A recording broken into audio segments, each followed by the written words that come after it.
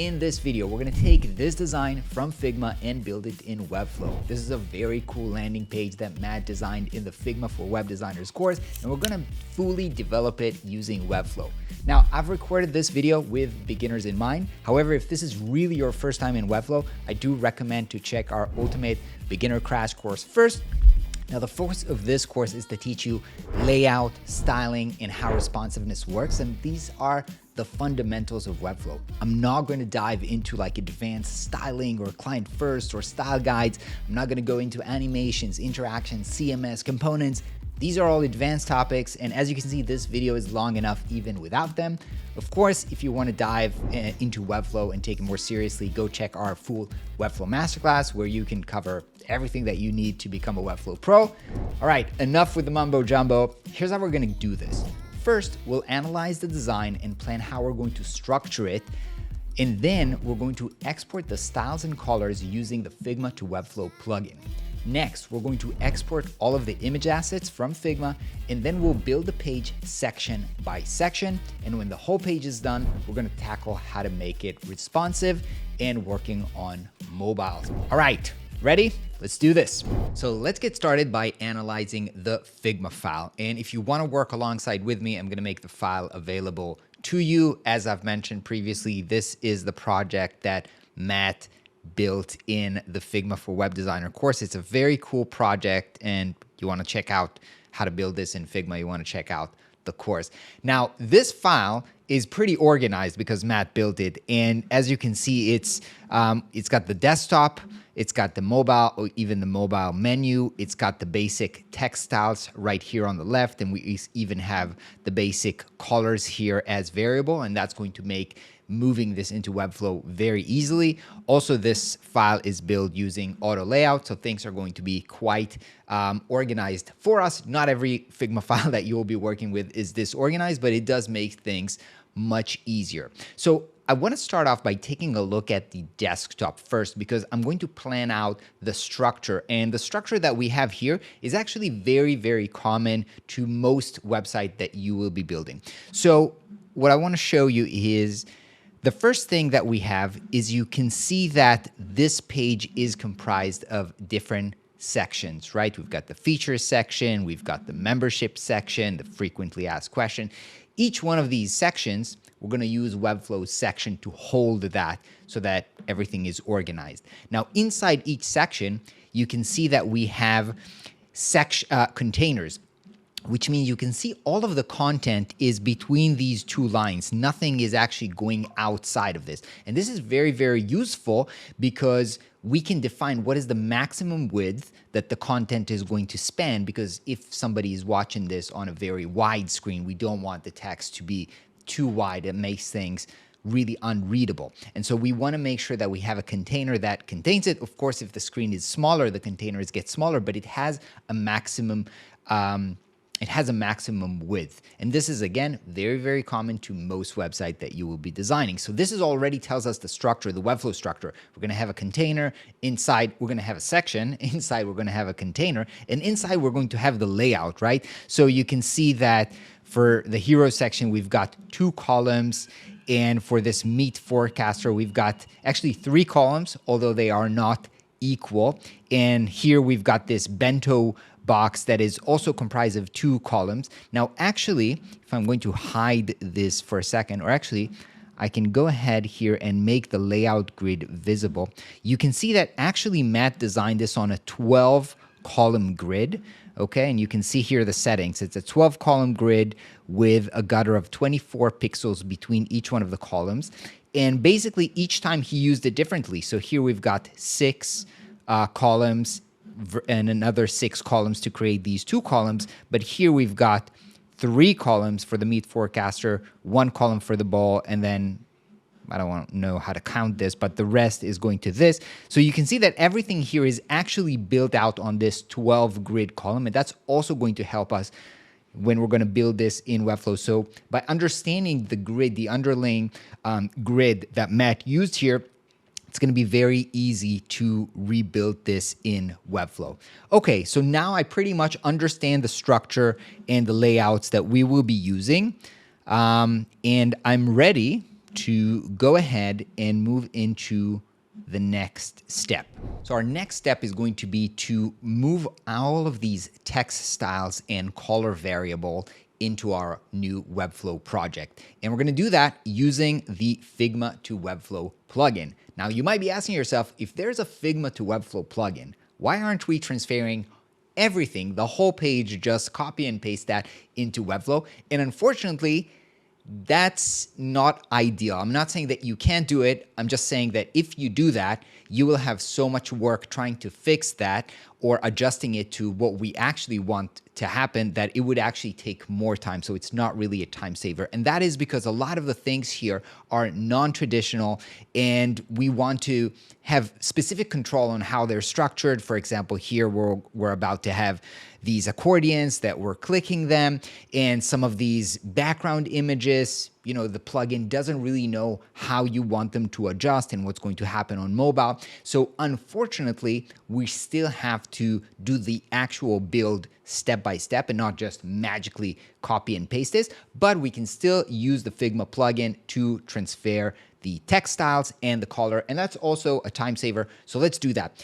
So to do that, the first thing we need to do is go ahead and create a new Webflow project, and I have done that. And the second thing is we need to go ahead and upload the font, because if we want the text styles to pull out the right font, we have to make sure that we have the font.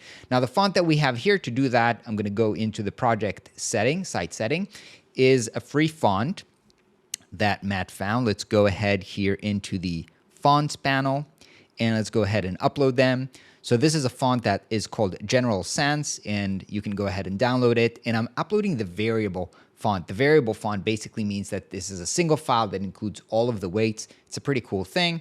I'm going to go ahead and upload it, and it's going to ask me for what is the name of the font. I'm just going to fix this so it would look nice in the interface, and I'm going to select the fallback font. Fallback font means if the font fails to load, what other fonts are we going to use? And because this is a sans serif font, I'm just going to select Arial here, and then I'm going to upload the font. Now that we have it, now that it's done, it's appearing here, I can go back into Open Site, going back to the designer. And now we can go ahead and start moving the styles. Now to do that, you have to log into the Figma to Webflow plugin. And then you'll have to basically approve the connection between them. I've already done that, and you can see here that when I'm choosing a site, I can choose the Forecaster landing page site. So you have to do this connection, and now that we have that, we can go here into variables. So let's start with the variables. You can see that we have 4 basic colors here. We've got the green brand, black and white, and this green dark. Let's sync these 4 variables into Webflow. So I'm just going to click. Basically, variables are going to be colors or basically properties that we can use again and again. Now they're ready to import. I'm going to go back here. I'm going to open the Webflow apps, and I have the Figma to Webflow app here.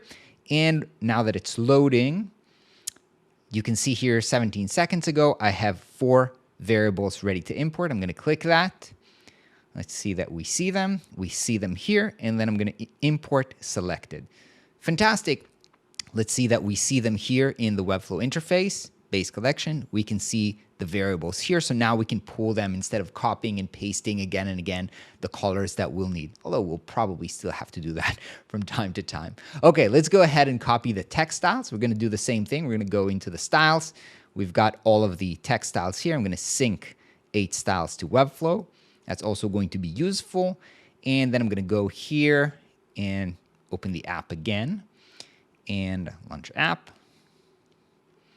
And then we have here ready to import 8 styles. I'm going to do that. Import, and we've got classes imported. Let's see them here under the classes or the style selectors, and we can see them here. So this is really, really great, and we're good to go for the next step. Our next step is going to be to export the image assets that we are going to use. So this basically means all of the images, logos, and icons that we have here. So let's get started from the top and work our way down. First thing that we have is we've got this Forecaster logo, and I can actually go ahead and pick the logo from here. and I'm going to go here and export it. Now, because this is a vector, we're going to export it as an SVG, which is a vector file, and it's going to be lighter, and we can also use the small logo and the big logo that we have here. We can use the same file because, again, this is a vector and it's infinitely scalable. So let's export this. Forecaster logo. This is great. The next thing that we have here is this image.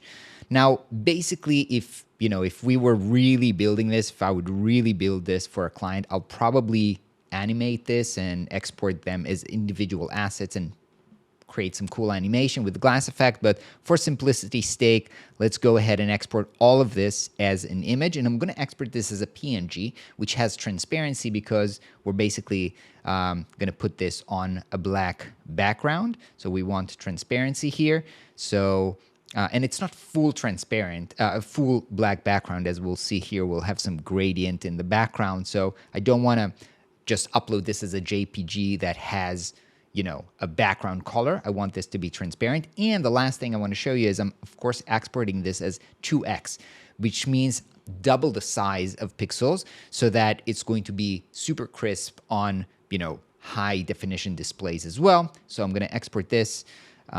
Hero image. This is great. What else do we have? We've got these. These are just like circles, so I can actually recreate this from a div. I don't need here.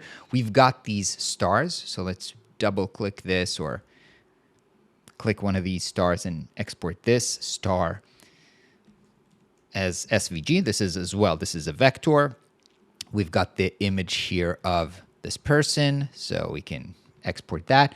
I'm going to export this as a PNG as well, just so that it comes with the, a round shape and also the outline that we have here. Otherwise, we could have used a normal image and crop it in Webflow. But for now, I'm going to make things simple. Now, this is actually not a circle. If you can see, this is actually a golf ball.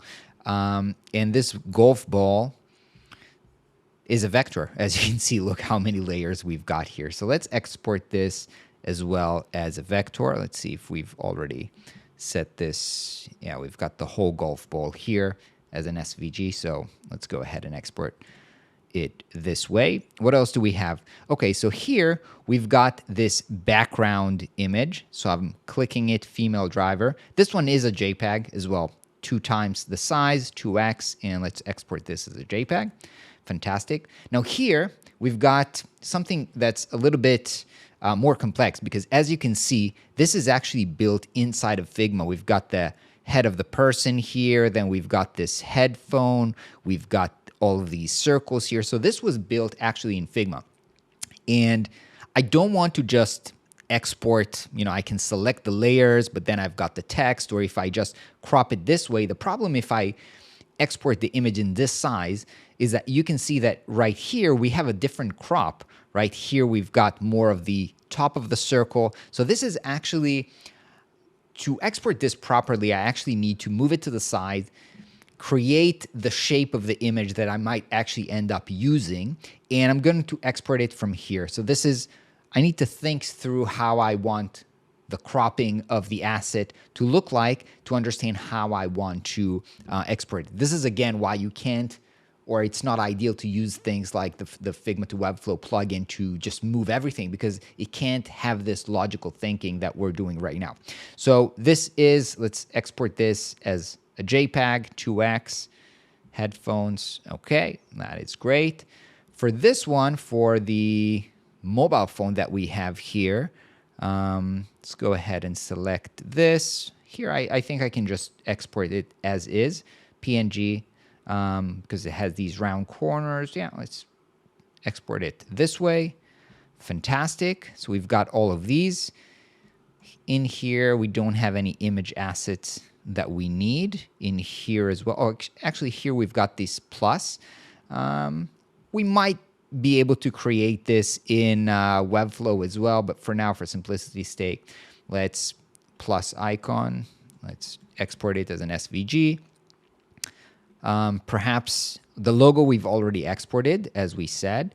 Now we've got these Instagram, Twitter, all of these. These are also vector, so SVG. I'm going to export them. Instagram, X, and YouTube. Okay. What else do I have here? Here, this I don't need, the mobile navigation, because I have it, Webflow is going to create this for me. But this image, I actually need that. So let's export this JPEG. Okay. I think that we are done in exporting the assets. If we forgot something, we can always come back later on. So back in my Webflow project, I'm going to open up the assets panel and I'm going to upload all of the image assets that we've exported. And the last thing that I'm going to do before I finalize this step is I'm going to try to compress and optimize these assets, because potentially Webflow can help us make these assets smaller so our website loads faster. So I'm going to open up this panel. I'm going to select all of the assets. And you can see here we've got this compress icon. I'm going to click that. Webflow is going to suggest to compress 6 images. It's just the raster images, so JPEGs and PNGs. Vector are optimized as is. And it recommends AVIF. Let's compress them. And it's working. And now the images are going to look the same, but are going to be lighter. And that means that, yeah, you can see 81% was saved, almost 5 megabytes. That's a lot. So this is a good step to remember, and we can continue. Okay, let's start building in Webflow. Exciting stuff. We're going to start with the hero, but actually we're going to start with the structure that we talked about before, creating sections and containers. And we've got, let's count, 1, 2, 3, 4, 5, 6 sections in this page. So let's get started. I'm going to start out with bringing in a section. And by the way, everything can be brought in from the add panel, but to make things faster, I'm going to use the shortcut Command E a lot. And that basically opens up this search panel where we can start searching for stuff. And if I just write section or container and stuff like that, that's going to make bringing things into the canvas so much faster. So I'm going to be using that. But if you're not sure what I'm doing, I just want to note that everything can be brought from here: sections, containers, divs. We're going to bring in headings like H1, H2, all of that kind of stuff. So everything is available visually from the add panel. Okay, so we've got a section, and inside the section, I want to bring in a container. Okay, so we've got this structure, and I'm going to give classes that I want to reuse throughout the website. So for the section, I'm just going to call this section. And for the container, I'm just going to call this container. And now I can create styles that I want to repeat themselves throughout the landing page. Now, what are examples of this? So for the container, you can see that Webflow by default set the maximum width here to 940. Don't know why they chose this, but in our case here, if we're going to select, for example, this line here to see how wide this whole container is, you can see that it's actually 1312. So for simplicity, I'm going to set the maximum width for this website at 1300. So let's go back here and change this maximum width to 1300. And now it's changed. You can see the website is wider, but you can also see that it's centered, right? So that if the website is wider, and in this case, it is a little bit wider, we have a little bit of gap in the sides, and that is great. But here's the next thing that we'll need to do. What happens when, the screen gets smaller? You can see that we don't have any more gap on the sides. And if that's going to happen, actually the texts and the images are going to stick to the edge of the screen. And we never want this to happen, right? And you can see in the design, there's always space here. But we also want to maintain this space, this padding here between the edge of the screen and the content inside if the screen gets smaller. So to do that, we're going to select the section itself. And for the section itself, let's bring in padding from left, right, also top and bottom. So I'm just going to hold Option and Shift, and I'm going to drag here, and then you can see it brings in the padding from all sides equally. And I'm going to do it something like, start with 50, or maybe actually, I think 64 is, I'm not sure what was used here, and I can actually measure here. You can see by clicking the option, I can see that the space is 64. So I think 64 is actually good on all sides. I can of course, always adjust this later on. So now we've got the two core, I would say, styles for the website. We've got the padding on the section, and we've got the maximum width of the container. And you can see that now if I'm starting to scale down the screen, you can see that we always have 64 pixels of space from left and right. And this is going to be very, very important. So we've got this section container, which we're going to use in each section. So I can actually go ahead and copy this and then paste one. We said we have 6 sections, so 4, 5, 6. Okay, we actually have all of the sections for the website. We just need to fill them out. Now, let's start styling this. We want to work on the hero now, but actually we've got some styles that we need to put on the body to apply for the whole page. And these are the fact that we have black background here throughout the website and that the default color of the text is white. So these are kind of like global for the whole page, actually for the whole site. So I'm not going to add a new class to body because I want this to affect the body of all pages. I don't want to reset the background color on each page of the website. And that's why I'm going to just adjust the HTML tag, the native tag. So by doing this, you can see that it's purple versus creating a new class, which is blue. Now I can go ahead and I'll start out by going to the background here, change that to black. Actually, remember that we brought in the variables, so I can just pull in the black from here very easily. And for the font, we're going to go ahead and select the General Sans, which is the font that we've uploaded. What is the normal, the default size that we have here? I guess it's this one. It's body. It's 16 pixels and then 150% the line height. Now, pause here. If you're seeing other tutorial, you might see other people talking about rem sizes and all kinds of stuff. I'm going to keep things very simple in this tutorial. We're going to keep it to pixels. We'll do the more advanced stuff when we get to advanced stuff. For now, we're keeping it simple. The font size is 16 for the body and 150% for the line height. Let's just go with that, okay? So we're going to set this to 16 and line height, not pixels. I'm going to say 150 and I'm going to add %. And that's great. And for the color, I'm just pulling the white.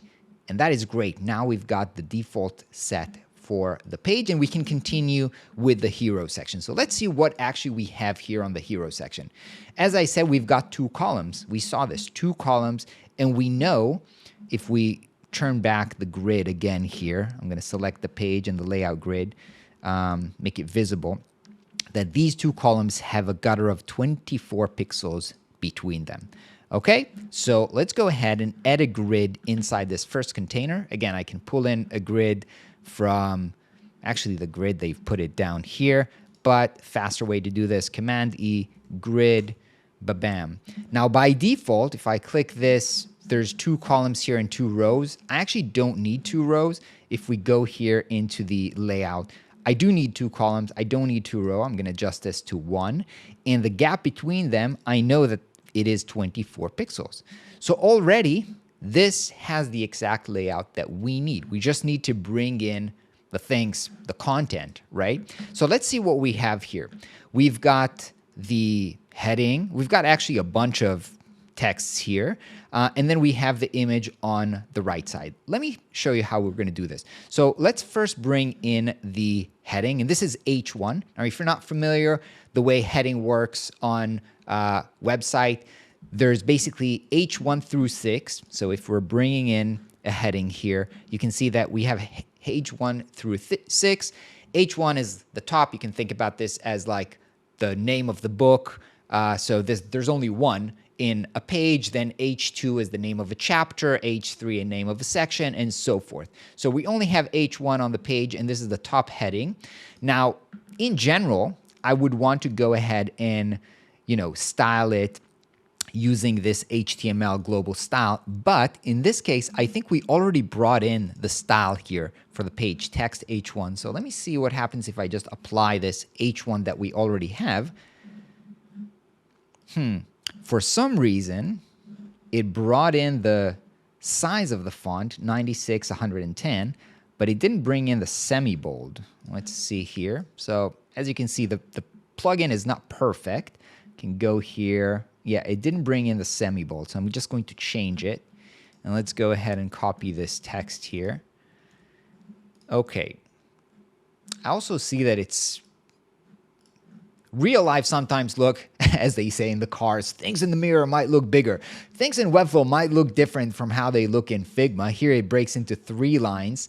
Here it's into 4 lines. Maybe it's because, my screen is not as big, but I want to make this a tiny bit, smaller. I'm going to make this 92. Yeah, I'm going to keep it at 92, okay? Feel free to make adjustments, as you feel. The next thing is let's go ahead and bring in the image. So again, I can bring in the image. I can also open up our panel here and then just drag this image right here. And I want to make sure that I'm selecting HDPI because we've exported this at 2x. So Webflow knows how to render it in 2x. That so far looks great. By the way, I will say one thing. You might be asking yourself, hey, Ron, why aren't you starting with the navigation? It's actually above the hero. I'll tell you why. Because this navigation here, with its, I envision that it has a cool glass effect. I want this to be sticky at the top of the website as we're scrolling through it. So before I go ahead and build the navigation, let's go ahead and build the first 2 sections, the hero section and this forecaster. And then when we build this, we can already test it while scrolling and see that it looks the way that we want, right? Okay, so I'm gonna start with the hero second, and then we'll get back to the navigation. Okay, sorry for the distraction.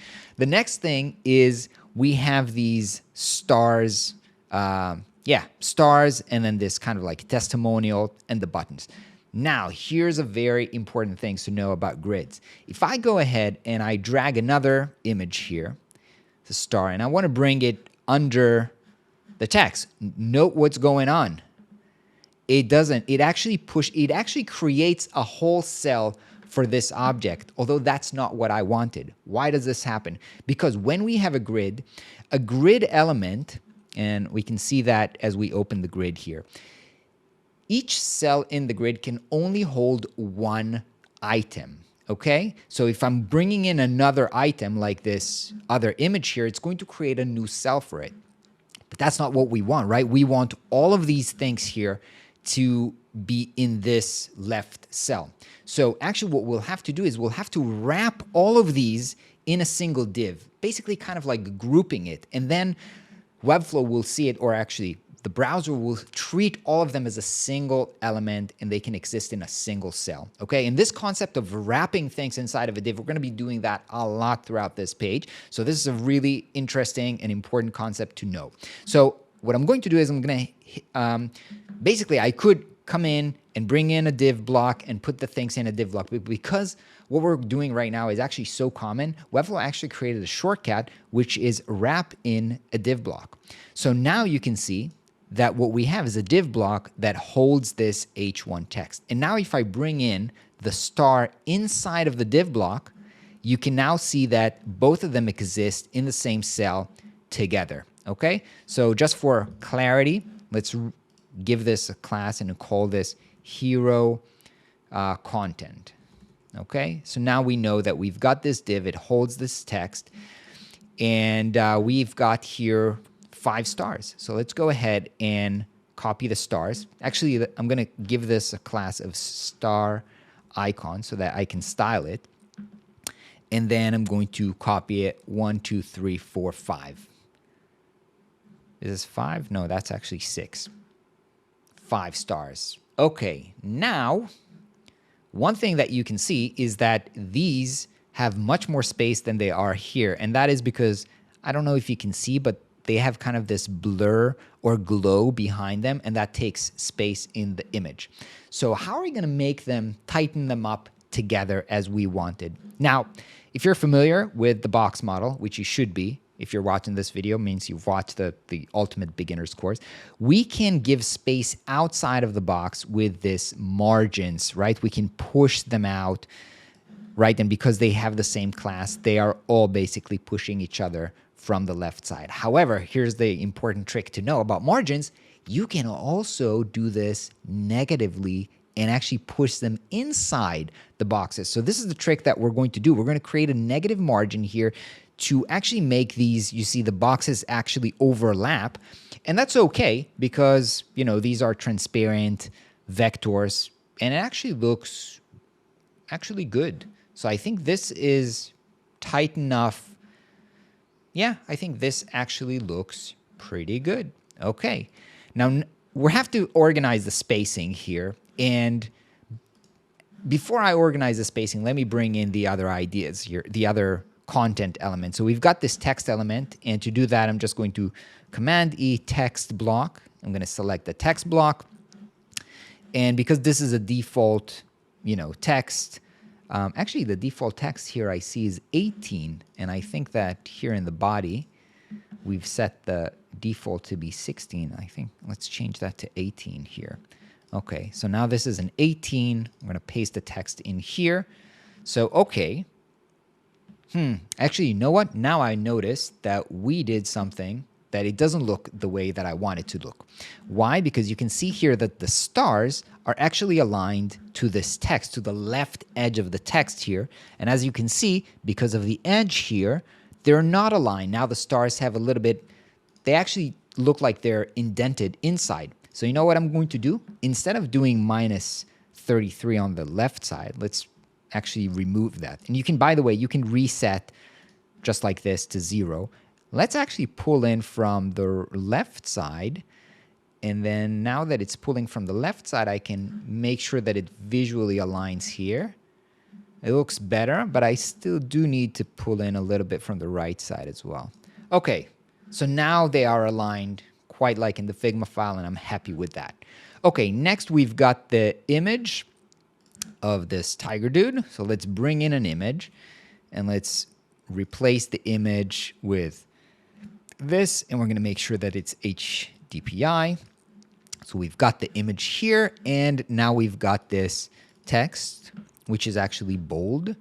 So let's bring in another text element, text block, and we're going to paste that here. And we want to make this block bold. Now, technically, I can select the text and I can select bold here, but note that it uses the bold of the font, and this is too bold. This is actually semi-bold, right? So you know what? I'm going to undo this, and I'm just going to give this a class that we're going to call semi-bold. Not semi-blog, but semi-bold. And we're going to bring this into semi-bold. Okay, so now I'll be able to reapply this semi-bold because I'll probably need it in other places in the design. Now, note one thing that happened here. We wanted this text to be next to the image, but actually this text is under the image. Why does that happen? One of the most common, things on web design. How do I put this next to it? And the reason this happens is because text, in general, most elements that you'll bring in or div block, they take up the whole space. Their display setting is set to block, and block basically means takes up the whole space. Images, they're set to inline block, and that's why we can put images one next to each other, but text elements usually take up the whole line. Now, the best and most common way to do that, and we're going to do that a lot throughout this video, so pay attention to this method, is we're going to group them together. We're going to wrap them together. Let's do that. Wrap in a div block and put that inside of the div block. Now you can see that these two are next to each other. And this div block, we're going to set this to a flex box. So let's call this flex. Let's just call it flex H, horizontal flex, right? And what is flex? Flex basically changes the display setting so that they can either be one next to each other or one on top of each other. And you can see that right now they're set to direction horizontal, which is why I call this flex H. And this is actually great. This is what I want, only I want some space between them, so I can open up the gap here. And I also want it to be centered vertically, right? So you can see here that instead of stretching, I can align them to the center or to the bottom. What we want is the center. And now this looks great. Of course, we need to make sure that the spacing of this whole elements, they're spaced correctly. And so let's give this, I'm not going to add a class to this flex H, because this flex H, actually we're going to be using that a lot throughout on a lot of things. For example, like this text and icon here, a lot of places we're going to use this. So let's go ahead and wrap all of these things, all of this testimonial thing, let's wrap them together. So how we're going to do that? Let's select this text block, wrap in. By the way, this is actually helpful. Note that when I wrap elements, I could automatically wrap them in a horizontal flex because this is so useful. Webflow made this a default. Now, I've showed you how to create this manually so you understand what we're doing, but in general, this is so useful that you can directly create this horizontal flex right from this right button click, open up, wrap in horizontal flex. In this case, I just want to wrap them in a div block, and I'm going to put in all of the star icons. Now, actually, if I would really want to do this properly and I wouldn't be so lazy, I would probably wrap all of the star icons together as well to group them, because that's a best practice. If they are all grouped together, I want to manage them together. But right now, I'm actually kind of lazy, so I'm going to leave them here. I'm going to leave the text block, and I'm going to bring in this thing, and I'm just going to call this div block. Let's call this hero testimonial. And now that they are all grouped inside of a div, I can give them a little bit of space on the top. I can maybe even arrange them in a flex, not one next to each other, but one on top of each other, not stretch. Actually, let's align them to the left. If I do that, you see I would need to group them all together. So let's undo what I did. Let's just keep them as a block, give them a little bit of space, and yeah, okay, let's keep it like this for now. The next thing we want to do is we want to have this two buttons that we have here. So let's go ahead and create the buttons. Now, in general, Webflow has a button element, and you might think, let's bring that in. But the problem with that is that basically this is just a text button, and I can't actually add anything inside of this button. And what we have here is actually quite an elaborate button that has both a text and a little bit of a circle icon in it. So we're going to have to create this button actually from scratch. So let's scratch that. Now, how do we create a button from scratch? What we want to do is we want to have not just a normal div, but actually a link block. Okay, that basically means that everything that's inside this acts as a button. So let's bring that in here. Now we've got that. Let's bring in a text element inside. So let's bring in a text block.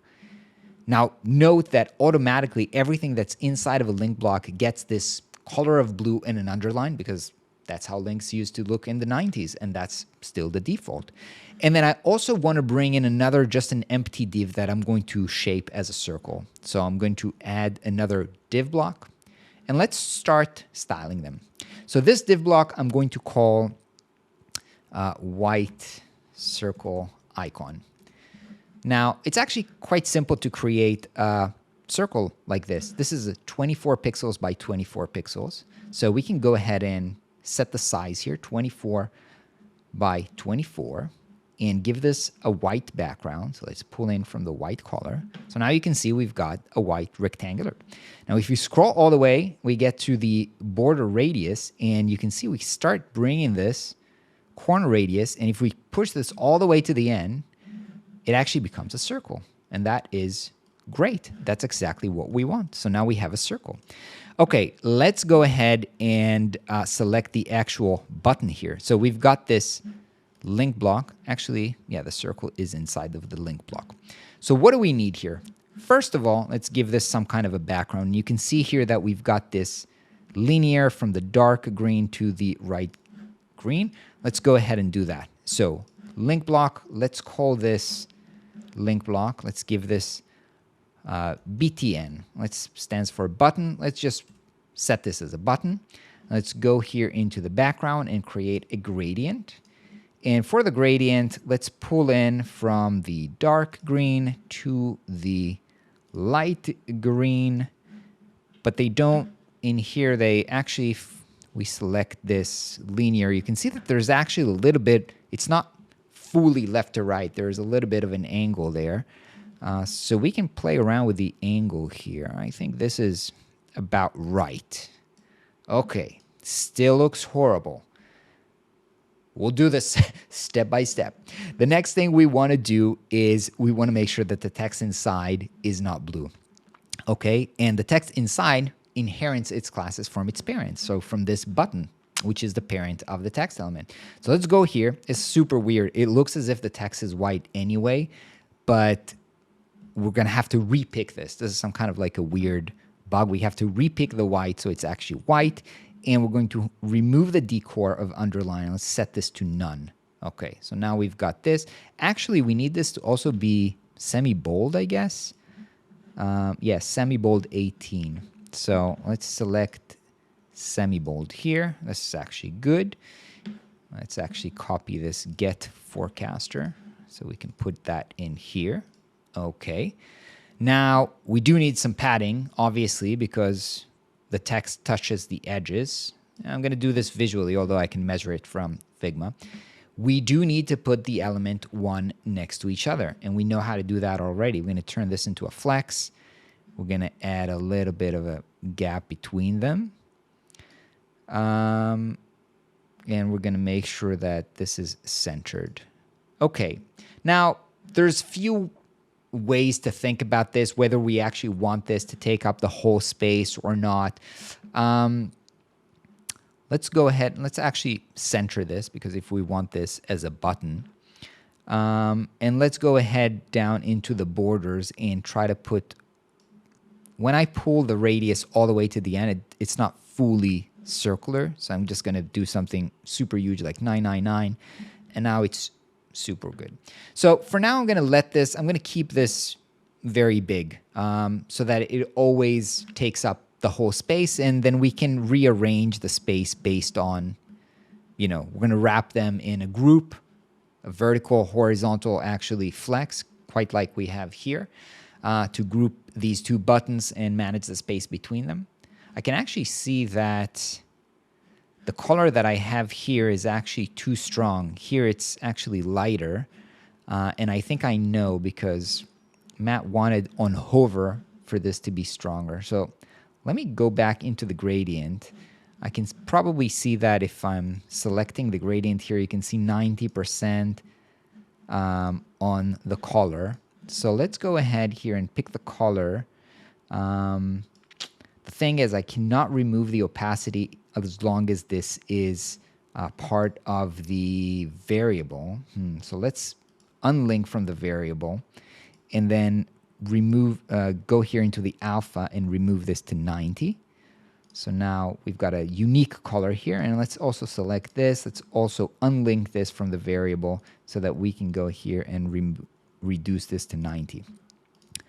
Okay, what else do we have here? We've got this green outline to the button. So let's go here. You can see that we've got borders, and we can pick solid border, and then we can pick the color. And in this case, it's probably the green color. So that's pretty good. We've got the outline. And lastly, we've got this glow effect. So to add this glow effect, we're going to go down to the effects here. And we're going to use a box shadow for this. And we're going to make it green, obviously. We're going to push in the blur super, super high. And I can look at the properties here for this drop shadow effect. Blur of 90, and the green is actually 70%. Okay, so let's go back here. Let's push the blur into 90, something like this. And the green as well, let's detach it so that we can go ahead and put 70 here. Okay, that looks like the glow. Okay, so that is not bad. We've got one button.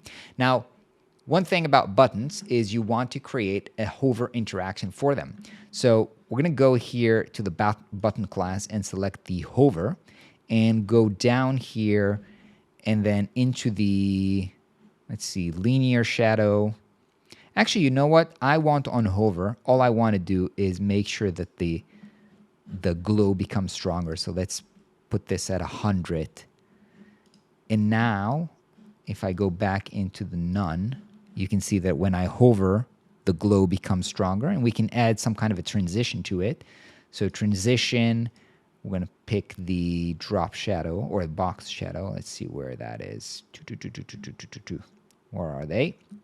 I want to select the property that I want to animate. In this case, box shadow. Okay, so now we've created a transition. When I'm hovering on top of it, you can see that the shadow is fading slowly. So the animation is a little bit nicer. Okay, now we've got the button. We need to create another button. So let me go ahead and copy and paste that. And as I said, we're probably going to wrap them in horizontal flex. And let's bring in this other button inside here. Now we've got both of them. I wonder if I can reuse the flex H. Yeah. And now it's giving us a little bit of space between them. I actually want to add a little bit of a top padding to this. It also gives the padding to this, but I think that's good. Now, we have a difference between these two buttons. Actually, my button look a bit chubbier. So I think I need to reduce the top and bottom padding here to make them a little bit skinnier, and then actually just add side padding. So in buttons, sometimes it's common that the side padding is bigger than the top bottom padding. I think that's good. Now you can see that we have a different button here, which is, we call this a ghost button, right? It's a secondary button. The background here is much more transparent, I guess 50% opacity here. So let's go ahead and create this. Now with buttons, usually we would use components. Again, I don't want to get into it in this video. So I'm just going to give this button a combo class of ghost button, which means that all the changes I'm going to do right now to the styling only affect this button. So let's see how that works, right? If I go here into the background and I change here the opacity to 50, and then the other side, I'm going to change the opacity to 50 as well. Okay. So now you can see that I've made changes to this button, but it still inherits all of the properties from this button. So if I make changes now to the original button, like add more space, you can see that the ghost button is inheriting it, but not the changes. So I think that with that, we are good. And now we do need more spacing here. So let's go ahead and actually take this whole hero section, okay, turn that into flexbox, not horizontal, but actually vertical flexbox, so that I can add a little bit of spacing between the three elements that we have here. We've got these button wrappers, we've got this hero testimonials, and we've got this text element, and I can manage the space between them because they are all wrapped in a flex box, right? That is organized vertically.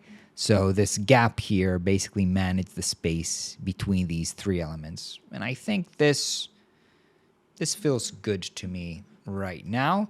And with it, I think I'm ready to conclude that the hero is done. Actually, I did forget something about the hero, and that is, you see this gradients that we have here in the top behind the navigation, they're actually part of the hero.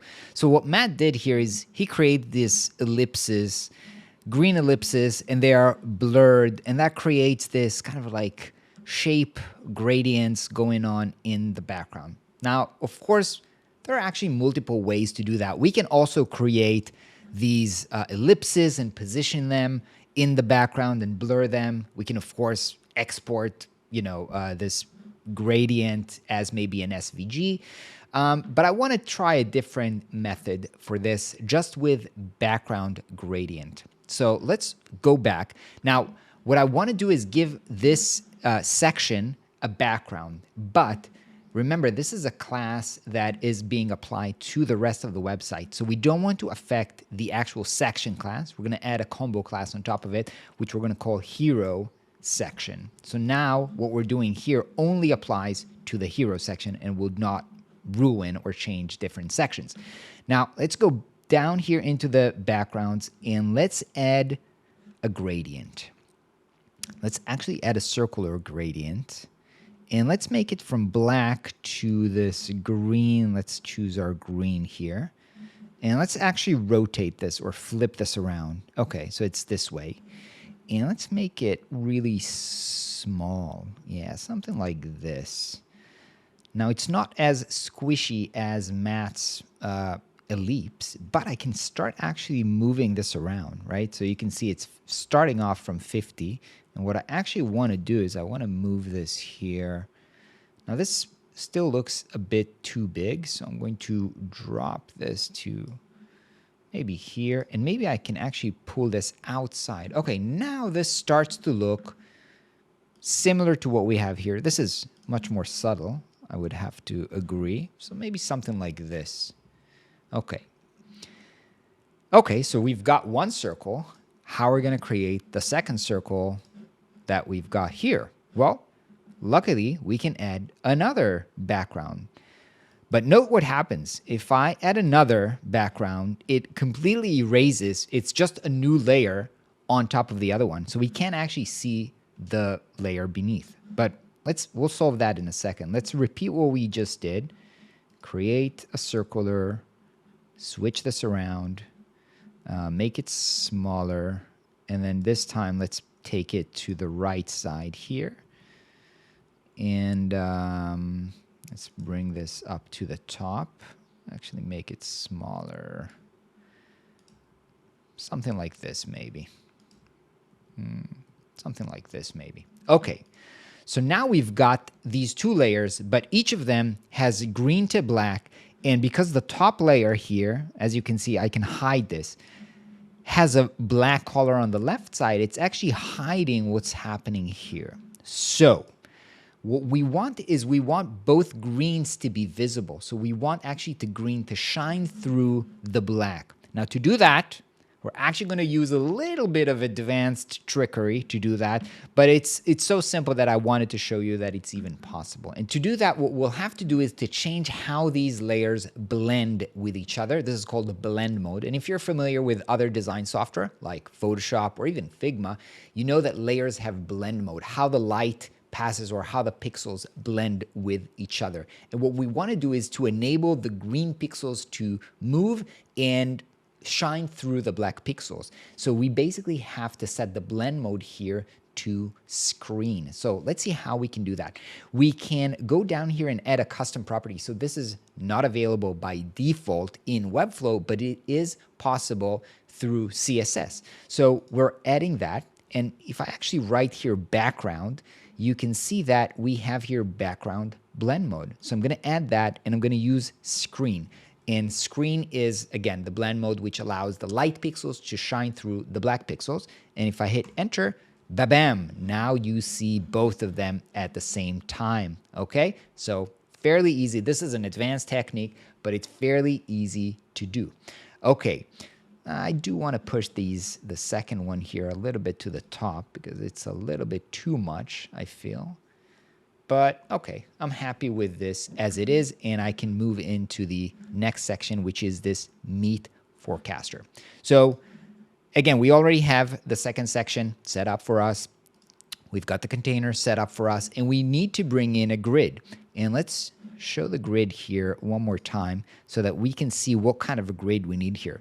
So as we said, 3 columns, 3, 4, and then I guess this is 8 with 3 elements inside of them, right? Okay, so let's go ahead and add a grid here. And I'm going to call this grid. And yeah, to set this grid, actually, let's give this a class. We'll call this Meet Grid because we're not going to reuse this grid, which actually makes me wonder, did we give a class to this grid? We did not. And this is why Webflow just named it grid. But I actually want to rename this and call this 2-col grid because we are going to reuse the 2-column grid later. Here, for example, we're going to reuse that. So it's a good idea to name the class so you know what it does. And this class creates a 2-column grid, which is useful. This Meet grid, I wouldn't call this 3-column grid because it's not really, this would be a 3-column grid, right? It's 3 columns of 4. But this one is kind of like a unique one here with 3, 1, 8. So I'm just going to call this Meet grid because it's actually quite unique. Now, let's bring in 3 div blocks inside. So div block. And by default, actually, we didn't make this Meet grid. We didn't adjust it to 3 columns Actually, I'm not going to do 3 columns. You know what? I'm going to do 12 columns because that's going to make it easier for me to set the sizing just as I want. So let's set it to 12 columns and 1 row. And let me show you how we're going to do this. So I'm going to copy this. Now I've got this 12 column grid with 3 div block. Each of them is taking 1 column at the moment.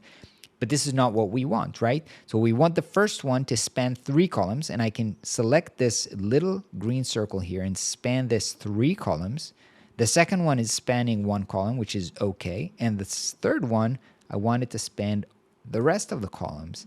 So now I actually have 3 columns, but it's built on a 12 column grid, just like we have in our Figma file. Actually, maybe we didn't change the gap here to 24 pixels. So now the spacing is exactly like in the Figma file. So now we've got the grid set up and even the divs to hold our content. Let's just go ahead and bring in the text. So we've got this forecaster, and this is large text. Okay, so let's bring in a text element, text block, paste in the text, and we should maybe have already this class here. Let's write large, text large. Okay, great. So this style passed fine using the plugin sync. Let's copy this here because it's the same class, and let's just copy the text here. Paste this, fairly easy. And then here we want to bring in the image. Let's see if we can find it here. This golf ball. Let's push it here. Oh, now you can see it did not bring it inside of this div block, which is what we wanted. That's going to be easier actually to do here inside that navigator. Okay, so now we've got these 3 div blocks holding up text and the image, and we've got the layout. Looks great, looks like we wanted. Now in this design, we also have this white line on top of this 3 column grid. That's actually fairly easy to do because we've got this meat grid. We can go here into the border and just give it a top border. We don't need a border all around this element, just a top border. I'm going to select solid, 1 pixel, and we're going to choose white.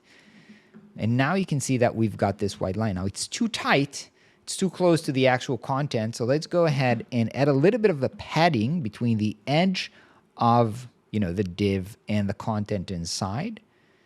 And I feel like 30 might be a good fit. Okay. So now we've got the first section, we've got the second section. I feel like we're ready to build a navigation. Now the navigation that we have here is logo on the left, links on the right. It's pretty straightforward. And on mobile, we've got this hamburger menu. Now to do that, we can just use Webflow's native navbar. And that's going to make things very, very simple because automatically it's going to turn the links into this hamburger menu. So I'm just going to drag this, and let's just see that we're dragging it not inside the first section actually, but yeah, outside.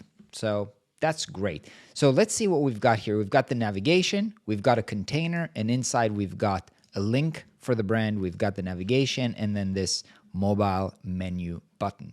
Okay, so let's start off styling this, right?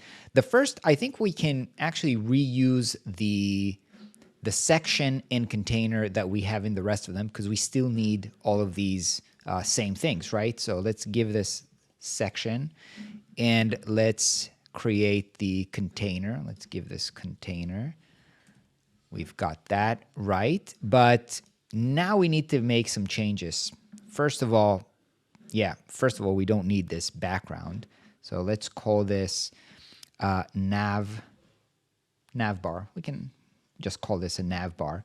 And you can see that by default, Webflow gives this ugly gray button color. Not sure why, but I'm actually going to change this to nothing, transparent, because we are going to make this fixed and scroll through everything else that's going on here. And also want to make sure that everything inside is white. Don't know why these nav links, we're going to give them a class in a second and turn them white. Actually, let's go ahead and do this right now. So all of these nav links, let's give them a class of nav link and make sure that they are white and make sure, let's see how big they are here. They are 16, and we've got 4 buttons: features, mods, membership, FAQ. So instead of reapplying the class, I'm just going to delete these links and copy this 1, 2, 3, 4. We said this is actually 16. And what was this? Features, modes, I guess it was. And then membership and FAQ. Membership and FAQ. You can see that they have way more space between them. So let's add a little bit more to the padding left and right. I'm going to hold Option to change the space symmetrically left and right. I think this is quite okay. So this looks good. Let's bring in the logo here inside of this brand. Let's see where the logo is. Forecaster inside of the brand. Looks like it's the right size. So overall, it looks okay. Probably need to add a little bit of a top. Let's give this a class of logo or nav logo. Give this a little bit of a padding from the top just so that it's aligned with the rest of the text links here. This looks okay. Okay, now we said we want this whole thing to be sticky or actually fixed to the top while we're scrolling down. To do that, let's select this whole thing, and we're going to go into positioning and change this from relative to fixed. Now, when we do this, you can see that all of a sudden it looks different, and it's actually sticking as we are scrolling down, which is great. Okay, it's no longer taking space at the top. It's actually on top of stuff that we've created in the past, which is exactly why I wanted to start with the other section so that we can see what's going on, and we'll have a little bit of a scroll. Now, you can see it's not taking up the whole space, so I'm going to choose this top thing here just to make sure that this is sticking to the top. And does it have too much of a space? I do think that it has a little bit too much space here, so I'm going to reduce symmetrically this space quite like this, I think. And let's go ahead and create this white glassy effect that we have here. So how is this created? Well, it's a 15% white color with 8 pixels of round corners. So let's do that. And on the container, we don't want to affect all of the container. So let's call this nav container. And let's go here and give this a white background with 15% of opacity of alpha. That looks okay. Now let's go here into the border radius and add 8 pixels. Let's see how that looks. Looks okay, looks okay. We can see now that the logo also needs a little bit of a padding from the left side so that it's not stuck too much, and maybe a little bit more. So 15 and 15. That looks okay. That looks quite okay. And we also want this glassy effect so that when we're hovering on top of text, it's actually, the logo and the links are actually readable. So to do that, let's select the nav container and let's scroll down here into backdrop filters, and it's blur by default, and you can already see it's kind of like blurring what we have. I'm going to push this out even more, like maybe 10 pixels. And this is, again, you see why I wanted to have this content here when I'm playing around with this, just to see how this actually looks and make a decision whether I need to push this more. I think 10 is actually okay. 10 feels good to me. I can actually see that I might also need a little bit of a, I'm not sure. I feel like the logo is not super aligned inside of this thing. So let's bring it up a tiny bit. Okay, now it feels good. Okay, the other problem that we have right now is that because the navigation is not taking up space in the top, it's covering, the text already. We do need way more space here. So what I want to do is I'm going to select the hero section. And again, I don't want to apply this to all sections, just the hero section. And it's great that we already have this combo class. I'm just going to add a little bit more padding from the top, right? Just for this section to have a little bit more spacing to allow for the navigation at the top. So I'm just eyeballing it. I think this looks okay, 170. Let me preview this. And okay, this actually looks pretty good. I can go ahead and scroll down, and we've got the navigation. It looks good. Yeah, of course, we'll have to see how this looks like on mobile, but I'm not going to get to this right now. We're going to leave responsiveness to the end. I think we basically have the navigation done. So our next section is the features section. Let's see what we have here. Well, first of all, I don't know if you can see this on the screen, but it has a little bit of a different color. This is not really black. We actually have this grayish background here. So we need to create a combo class on top of our section. Then we've got this section heading, which is actually an H2. We haven't used an H2, and there's an interesting thing here, which is there's a little bit of a gradient on the text. Pretty cool. And then we've got this bento box. Now let's turn on the grid so that we can see how this is structured. And you can see here that it's actually not a 6 by 6, 2 columns. It's actually, this column is 5 columns, and this one is 7. So it's kind of like not super symmetric. And then we actually have 2 rows, but the left column spans 2 rows, and these span 1 row each. Now we've seen how to do that, an element that spans multiple columns in this one. So we can try and do what we did here, and that's what we're going to do. So let's go ahead and build this step by step. Let's start off by, let's see what the color is here. I'm going to copy from Figma the color here for the fill of the background color. Let's scroll here. We've got this section, and let's call this, let's actually call this gray BG. That's basically the only thing that's going to be different, and I might want to reuse this in the future. So I'm going to remember what this combo class does. It creates a gray background. I'm going to scroll through, and in the color, I'm just going to paste in the color that I copied from Figma, and we've got this gray background. Fantastic. Next thing is I want to bring in this features H2. So let me go ahead and bring in H2 just by typing H2. And let's see if we've got an H2 class here, text H2. Is this correct? Correct, but also not semi-bold. So I'm going to change this. And also, it doesn't have the gradient that we've got here. You can see title gradient that's going from, I guess, white to this kind of like a gray color, which I'm going to copy right now.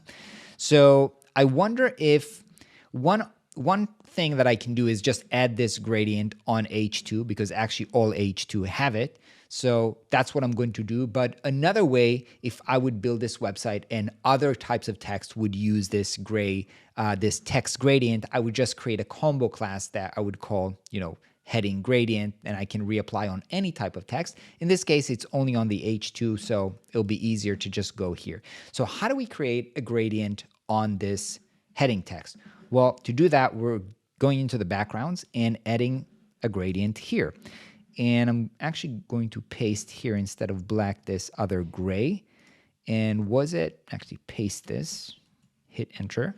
But actually here, I think it's white on top and gray at the bottom. So we can go ahead and use this reverse to have white at the top, gray at the bottom. This looks great. Now what we want to do is, under clipping here, use the clip background to text. And now we've got that. But the box here is actually clipping out the color. So what we're going to do is we're going to add a little bit more. Oh, we probably need more line height, right? What was the line height here? 100. This feels like a mistake. So I'm just going to make this bigger, like 110 maybe, or maybe 120. Okay, so now you can see that the text box, because the line height is bigger, the text is bigger. I could also add a little bit of a padding, I guess. But now the whole G is visible. Okay, so we've got this heading here. Let's also copy the features. We've got the heading. Now let's go ahead and add this grid. So inside of this, let's see, container that we have here, let's go ahead and add grid. We've got this grid. Again, this is not a grid that we'll be reusing, so I'm just going to call it bento grid or features grid or whatever. Let's call this features grid. And I'm going to do the same thing I did previously, which is set this to 12 columns and then add this 24 gap. And in this case, I do need 2 rows for this. So this works for me. And let's go ahead and actually let's bring in one div element. So bring in one div element. Actually, let's bring 3. 1, 2, 3. The first one, we want to take, oh my God, I hid the grid, so I don't remember. It needs to be 5 columns and 2 rows. So 1, 2, 3, 4, 5, 2 rows. This is great. The other ones all the way, and this one all the way. Now we've got the structure here for the grid. I can also go ahead and give this a little bit margins on the top just to get a little bit of spacing from the heading. 64 feels good. Okay. Now, you can see that these card elements actually share, I think, a lot of the properties. They all have these round corners. They all have a background image. They all have this text element that each time is aligned to a different corner, top left, bottom right. And so we're going to use probably a flex to make this alignment. So it makes sense to actually create one card and then duplicate it and make changes. So let's start with, let's actually call this div block. Let's call this feature card. Let's call this. And let's start styling it. Okay, so background image. Let's go ahead and give this a background image. Add a background image, choose an image, and we're going to choose this one. Still, we can't see the image well. We'll fix this in a second, but I do want to start in with the rest of the stuff. So I'm going to give this a little bit of a padding so things don't get stuck to the edges. And I'm going to go down and add corner radius of 8. What else do we have here? Okay, so we've got these 2 text elements, which we're probably going to group or not, but let's see. So this I would say is an H3 because it's a section heading. Inside of a section, it's a heading of this feature. So this is going to be an H3 and then just a normal text. So inside this, let's bring in, let's call this H3. Bring in an H3. Did I copy the text? Let's copy the text. Do we have the class for H3? H3. We do have text H3. And this one actually looks good. It actually looks good. And then we have the text here. So I'm going to copy this text and bring in a text element, text block. Okay. So one thing that you can see is that the text here is not going all the way throughout, the card. It's something is cropping it a little bit before just to make the text looks bigger, nicer actually. So how are we going to manage these things together? Of course, we're going to wrap them. So I'm going to right click, wrap in a div block, and then also bring in this text block inside here. And I'm going to call this card text wrapper. And the only thing I want to have for this text wrapper here is probably some kind of maybe a maximum width. So maximum width of maybe, I don't know, 400. Let's see what that does. 400. No, we want this smaller. Okay, there we go. Now the texts are breaking nicely, quite like we have it here. I also want to manage the space between them, and I can do this, of course, if I turn this into a flex box, not horizontal, but a vertical flex box, and then I can manage the gap between them, and the spacing looks quite good. Now, of course, the size here is not the size that we want, but I think that what we want is for this to just take up the 2 rows. So when I define the spacing of these 2 right cards, it will basically set the size for this as well. The only thing I want to make sure here is that the background image here is set to cover, and this basically means just try to fit it and center it. Yeah. And this will look much better, of course, when the card is bigger. So let's see if we can reuse this in these 2 other div blocks that we've got here. So I'm going to actually just copy this inside here, these elements, and I want to reapply these features card to this. So let's call this card, or reapply the features card and this features card here. Now, obviously, this is not exactly what we want. So let's override them with, let's call this card 2 and see what happens. Now, the first thing, of course, we need to select different texts. So we can do that and do that. Of course, we want to change the background. So let's go into the background and change that to this headphones guy here. Now, before I actually go ahead and align the image, what I see here is that we've got a bunch of text, a bunch of space here at the top. Now, I can do that either by forcing the card to be bigger. For example, just forcing, 400 height, something like this. Yeah, and let's do it. Let's do it this way. Now we want to align the text to the bottom. So we turn this into a flex box, right? And we have only one element, but we want to align it to the bottom left. So I'm going to click the bottom left. So now let's fix the background image. Let's scroll down here. And the thing is that it's still set to cover, which means it's trying to fit the image to fill up the whole div. But in this case, we actually want to crop it. So let's change the size to custom and maybe say something like, I don't know, 800 pixels or something like this. We'll play along with this and start playing around with the left and right. So this might be good, and top, bring it up.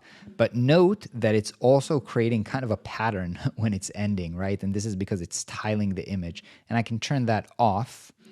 And now we can see that the image is cropping, but also we see the gray background. So we're going to have to give this black background as well. But I'm going to position this here, which I think is quite similar to what we have here. Okay, so the background looks okay. Let's go ahead and also add a background color. No, not gradient, sorry. Background color. I'm just going to pick this, black. Yeah, and now we have this. Okay, so the second card also looks good. Let's create a combo class here, call this card 3. And this one, if this one is 400, this also, we want this to be 400 as well. Card 3. Now you see the one on the left just basically organized itself pretty nicely. So this is good. Now this one, we want the text to be bottom right. So let's do the same thing. Turn this into a flex box and position it on the bottom right. So this looks good, but we want to have a black background and we want to have this mobile phone here. So let's go here. Let's, instead of this, choose the mobile phone that we've got here.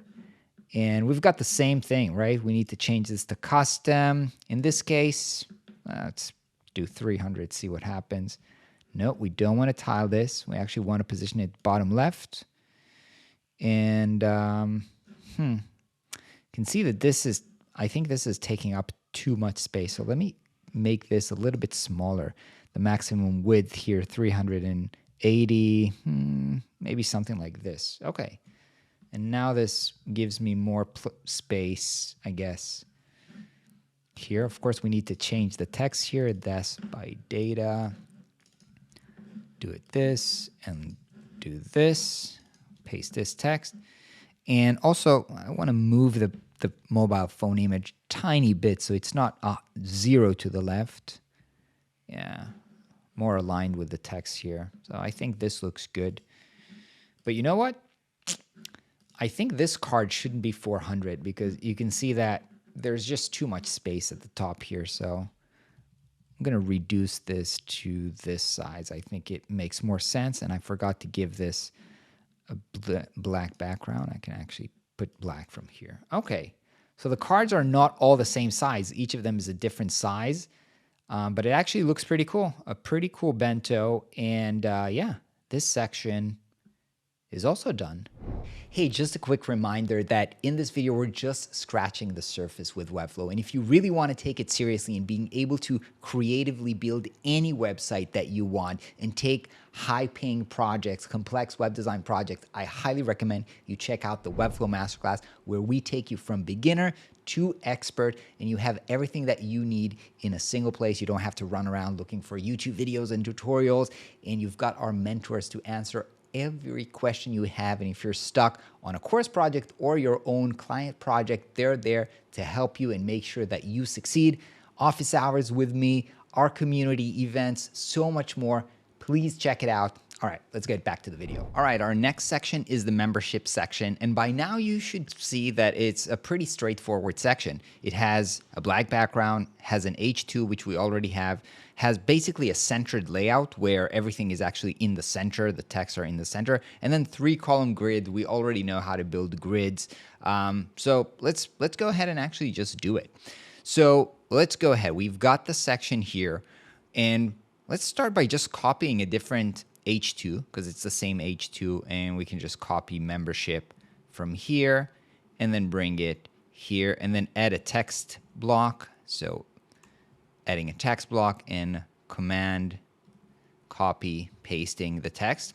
Now actually, if I go here and look into this text, this one doesn't actually have a style, and it's 24, so it's somewhere in the middle. It's not really large text that we have here, which is bigger. It's 36, so it's kind of like text medium. Let's give this a class. Let's call this text size medium and give this 24 and I guess 150. I think that's okay. Now things are not in the center yet, and we'll figure this out in a second. Let's see where we are. Okay, so let's go ahead, and there's actually one more thing besides the fact that everything is in the center, and we can actually go ahead and do this by, let's select our container. Well, we can do this on the section or container, it doesn't really matter.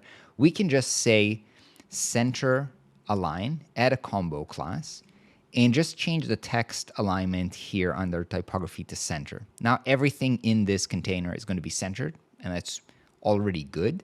We'll have to deal with the spacing as well. And maybe a good way to do that is actually going to be to turn this whole, you know what? I have a different idea that's going to help us both with the centering and with the spacing between them. So instead of doing text align center, I'm going to actually undo that. Let's think about a different way to do this. I can actually do a flex box that is centered and that has the spacing. So let's call this center flex.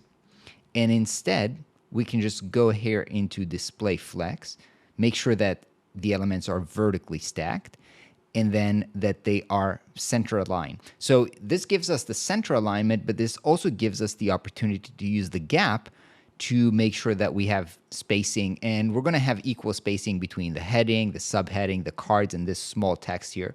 So I think this is gonna be a much more efficient way to do this instead of just adding more classes. So this is great. Let's add the grid here. So Command E to add an element, type in grid. We've got that. Now let's go ahead and call this 3-col grid. And let's see what we need here. We need 3 columns. We don't actually need 2 rows. Okay. And let's go ahead and bring in the cards here.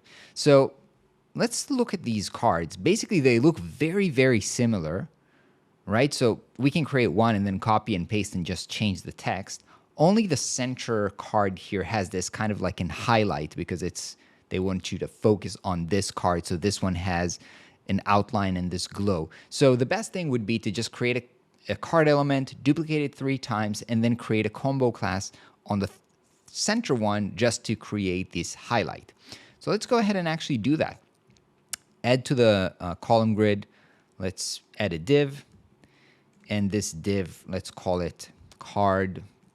Can do pricing card wrapper if we want. Now, what do we have inside here? We've got 1, 2, 3, 4 basically texts. And you can also see each one of them is a different font, right? So this is 32, this is 24, this is the regular one. But they all have this underline, right? They all have this, they're kind of like in a sail that has a down border. It's difficult to see because it's kind of like grayish. So I think the best thing would be is to just create this, let's call it text cell with border, duplicate it, and just have like duplicate it a few more times and change the text inside. So let's go ahead and do that. So inside of the card wrapper, I'm going to add another div. And this one I'm going to call it, let's do card text item. And the only thing that this thing has is a down border of 1 pixel, and it needs to be this kind of like a grayish. Of course, we can take the color from here. Where are we?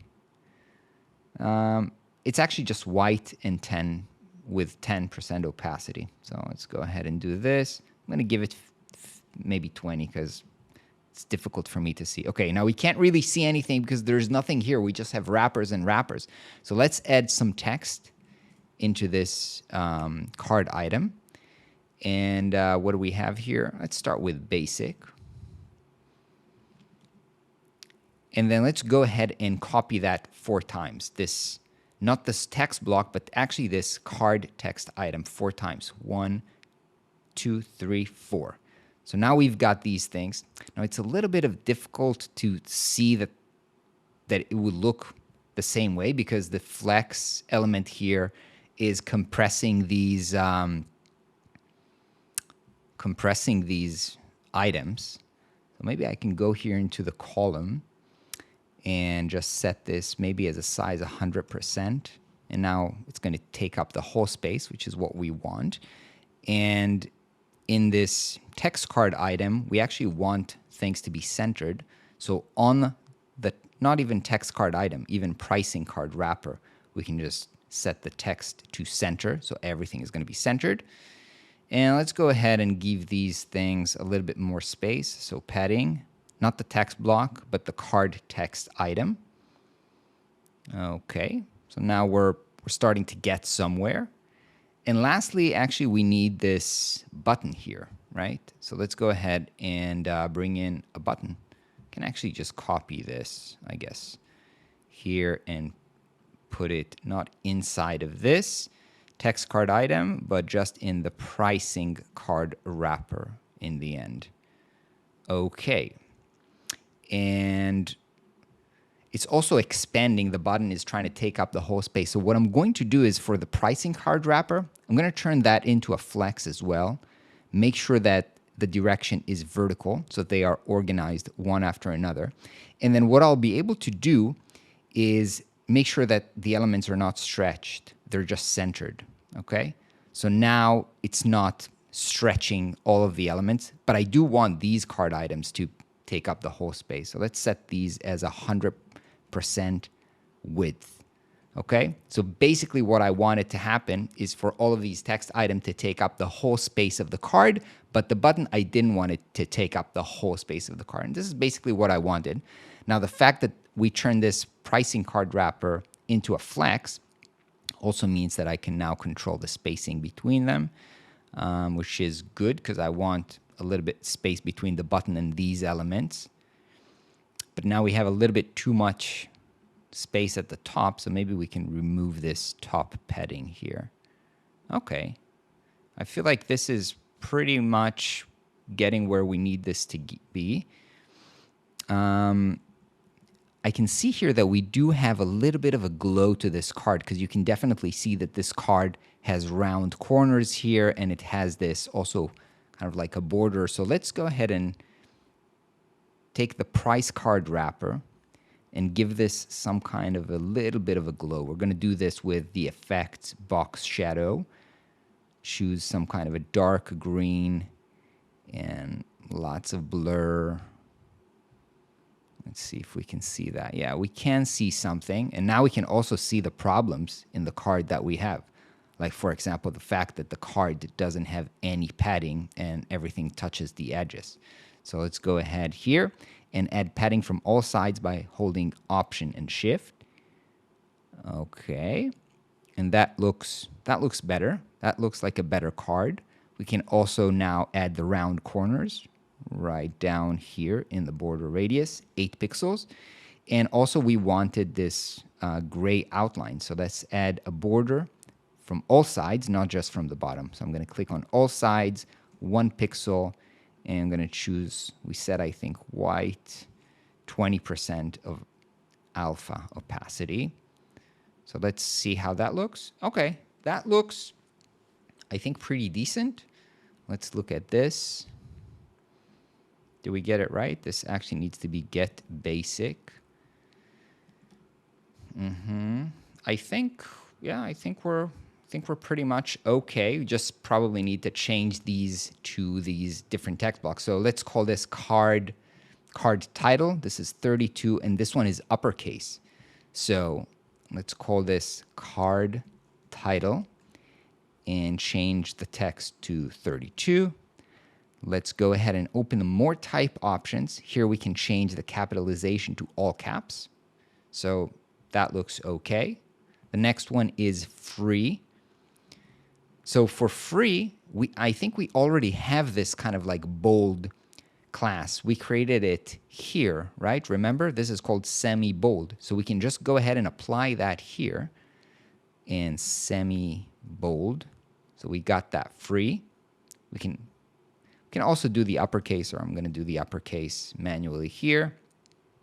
This is evil mode only. And then here, no save data. Okay, so that's easy. Okay, now let's go ahead and copy this pricing card wrapper. Can actually paste it twice because we have 3 cards. Can also see that we need a little bit more space here from top and bottom. So I'm going to add margin from the top and bottom of this card by holding just the option to just do up and down. And I think this is going to be more, yeah, it's going to look better in terms of spacing. Okay, now besides just copying the text here we've got an interesting thing.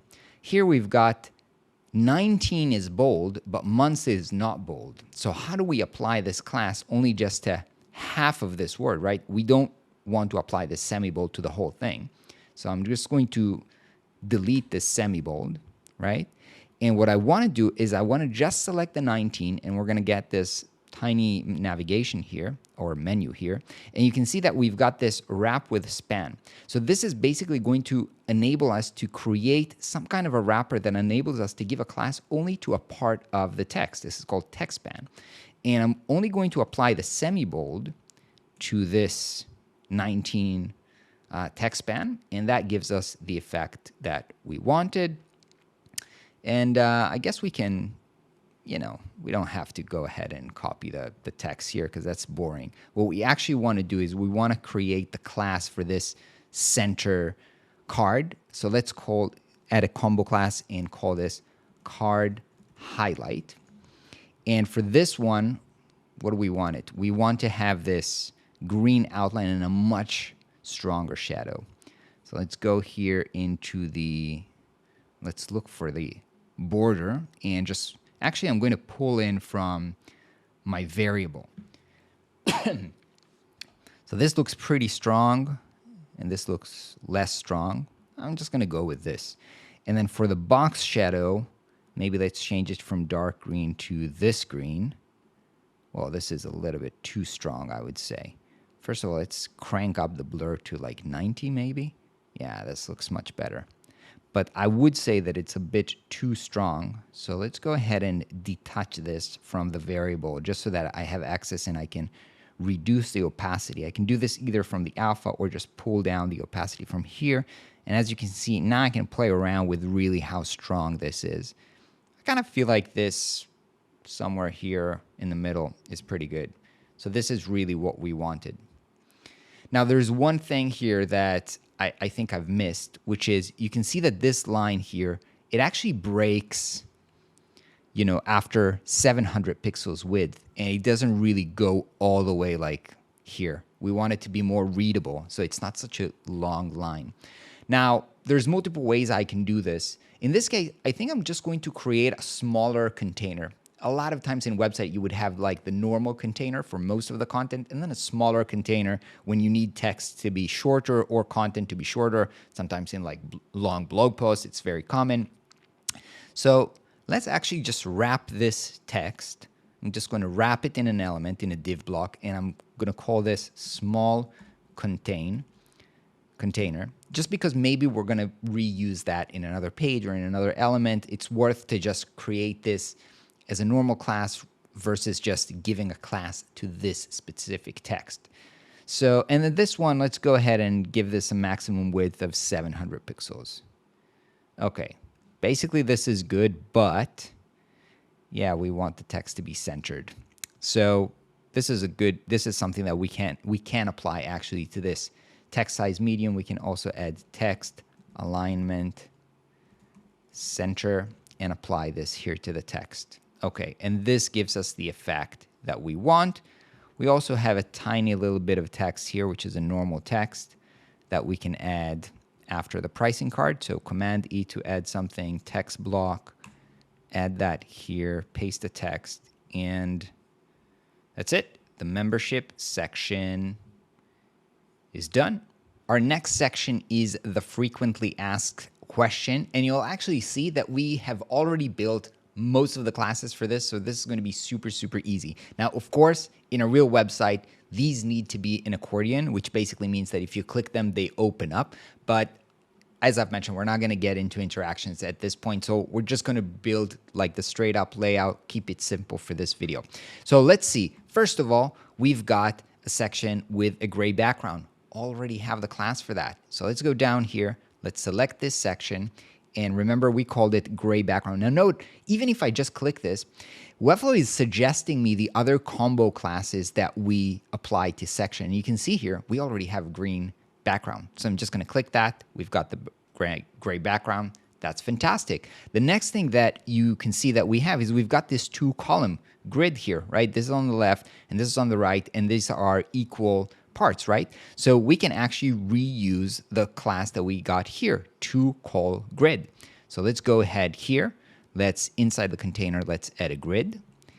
And let's reapply this. Again, gives me a suggestion, 2col grid, 3col grid. Perfect, 2col grid, easy. Okay, now what do we have?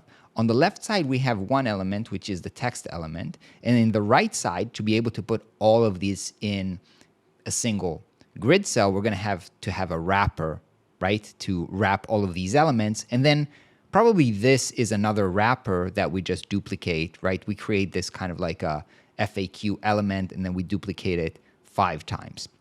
So let's start with adding this. Now, basically, this looks like a very similar style to this, and it's actually the same size.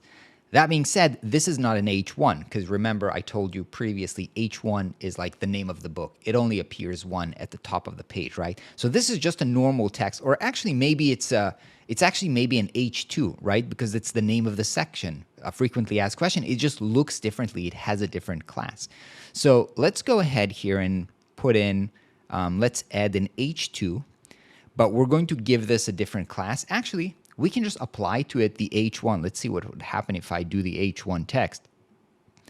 It actually looks great. It actually is the same style that is applied here, but you can see here in the corner, this one says H1 because this is actually an H1, but this is H2 here, right? So they're actually, from the semantic HTML, there are different elements, right, for Google to understand the structure of this page, but visually to us, they look the same. Okay, so we're going to copy this, and we have this, and we already know how to do this. The fact that asked is grayed out and crossed because we've learned about text spans when we did the pricing card. So we know that we can cross, we need to cross the X. So let's just select it, and then we can wrap it in a span, and we can call this text crossed. And then we can style this, right? So it needs to be gray. What color is this? So we copy the color here from Figma. And then we go into the text color. We actually change this. No, I want to disconnect this from the variable. And I just want to paste in this gray color. And also, I'm going to open up more type options. Actually, it was open. And let's see where the crossed text is. Where is the crossed text? Oh, actually, it's here. Decor cross text. Strike through is what it's called. This is way too bold for this. We need it to be a bit lighter. And you can actually see that we've got decoration settings, and we can actually play around with this. So this is solid. I want this to be maybe 2 pixels. Okay, now it's actually maybe too thin. Let's see, about 4 pixels. Yeah, I like that. Okay, so now we've styled this, and this looks perfectly well. So this is great. Okay, as I've mentioned, we need to add a div to wrap up everything that's going to be in the second column. So just Command E, add a div. It's right here. We're going to call this FAQ items, FAQ, let's just call it FAQ wrapper. Okay, so now let's add the first item. So we're going to add a div, and for this div, add a div. This one we're going to call FAQ item wrapper. Item wrapper. And what does that element has? Well, first of all, it has a black background. Does it have round corners? Difficult to see with this gray. Okay, yeah, so black background, round corners, obviously a little bit of padding so that the text doesn't touch the edges. And also, it has text and this plus icon. So let's go ahead and do this. Okay. Let's go here into backgrounds. I'm going to pick black, down to corner radius 8. And padding, I'm just going to eyeball it. Something like, let's try 30 and see if we need to adjust this. Okay, now we want to add a text. So Command E, text block, and let's just paste this. This is actually semi-bold 24. So I'm not sure. So I guess we're going to need to give this a class. But actually, I don't have to give this text a class. I can actually just style the text from the FAQ item wrapper, right? Because this text inside is going to inherit that. So I'm going to change the FAQ item wrapper. I'm going to give this 24 pixels and then semi-bold. Okay. Looks a little bit too bold. I'm going to set this as medium. This is my designer discerning choice here. I think it looks better on medium. And then we also want to add the image of the plus icon. So I'm going to grab it from the images panel and whoop. Oh, now it's difficult to drag it into the right place. So you know what? I'm going to undo that. I'm just going to hold, select the FAQ items. I can either, try to drop it in here, or I can just add directly the image into this FAQ item wrapper by adding an image. And now that the image is in here, I'm just going to select it from here. Now I know that it's dropped in the right place. Okay, how do I put this on the right side and this on the left side? We've done this multiple times here, so you should know the answer by now. This is going to change the display of the parent element to flex and make sure that this is left to right. But we also, in this case, we need them to align one to the left and one to the right. And so I'm going to change this from left to space between. All right, so now we've got this on the right side and this on the left side. Okay, now we've got basically an FAQ item. We can go ahead and copy and paste this multiple times, 5 times. 1, 2, 3, 4, 5. And to manage the space between them, we can actually go into their parent element, the FAQ wrapper, turn that into a flex, not horizontal, but vertical flex, and give them a little bit of a gap, something like this. And with that, the FAQ section is ready. All right, last section of this page, the footer, before we're going to have to make all of this responsive. Let's get to it. Let's see what we have. Normal black section. We've got the logo that's basically taken up the whole space. And then we've got this bar that has links to social media on the left side and, copyright info on the right side. They're both aligned, very similar to what we did here. So we're basically going to need to have this bar as a flex box, with space between, very similar to what we've done previously. Let's go ahead and tackle this. Okay, so in this container, first thing we might want to bring in is the image. And let's select the logo. Now the logo originally is not very big, but here let's call this logo footer, and then change the size, the width, to 100%. And let's see what that does. Ba-bam, it fills up the whole container. So easy. Fantastic. What else do we have here? Okay, we've got this bar, this grayish bar. So let's go ahead and create a div. Let's go ahead and create a div block, and call this footer bar. And now let's see what this has. First of all, it has a little bit of space, right, between the logo, and so we can go ahead and give this a little bit of a space. Maybe even just space from the top, because space from the bottom we have already. It has this grayish background color, right? So just like this section here. So I'm actually going to go and copy this gray background from this section, and I'm just going to apply it here. And round corners, that's going to be 8 pixels. A bunch of padding from all sides inside. So holding Option and Shift to do it. Space from all the sides. That's great. Okay, we've got the bar. Now let's bring in the info. Now, we've got 3 icons here, but we already know we need to group them together if we want to align them to the left and the copywriting to the right? So we need to have them grouped so that we can treat them all together. So to do that, let's already create a div to hold them. So we're going to call this maybe social, or maybe footer links wrapper. Okay, now inside we want to bring in 3. We not just want to bring in the icons, right? Because we want them to be buttons. We want them to be clickable. So we're going to have to put them inside of a link block. We already did this when we created the button previously. So let's bring in a link block. And then inside this link block, and note, by the way, that the link block, you can give it the link setting. You can put the URL to your Facebook, Instagram, whatever, or link to another page in the project. But inside, I'm just going to bring in an image right now. And in this case, let's bring in Instagram, for example. Okay, and let's look at the navigator. You can see that we've got a link block, and that has an image. We can actually go ahead and copy this 3 times, 2, 3.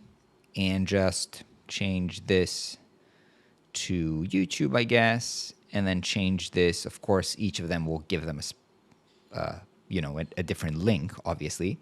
And now we want to have a little bit of space between them. We can actually manage this from the footer link wrapper if we turn this into a flex, and just give them a little bit of a gap here. Yeah, that's easy. Fantastic. So we've got the links.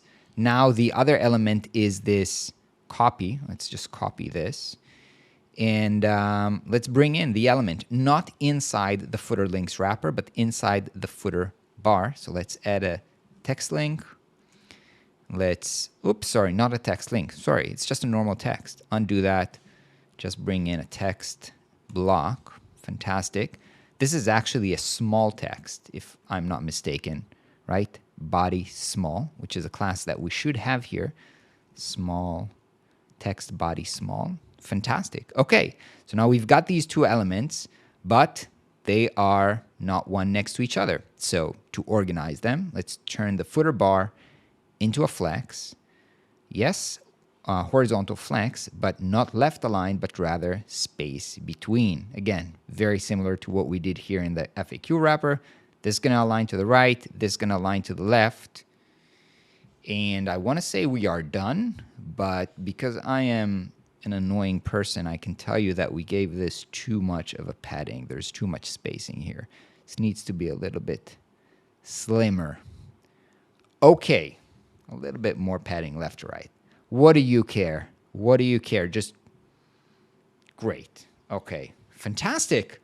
This page is now done on desktop, and now let's turn it responsive. All right, time to make sure that this page looks great on every device, any screen size, any breakpoint. Now, the way Webflow and actually CSS and the web works is that we start off, and the decision that we make here on desktop apply on smaller screen sizes, right? You can see the different screen sizes here below, but you can also change the screen here to see, what happens. Now, what we're going to do is we're going to go down to the next breakpoint, right? Tablet, for example, and we're going to scroll down and fix everything. You can already see things look horrible right now.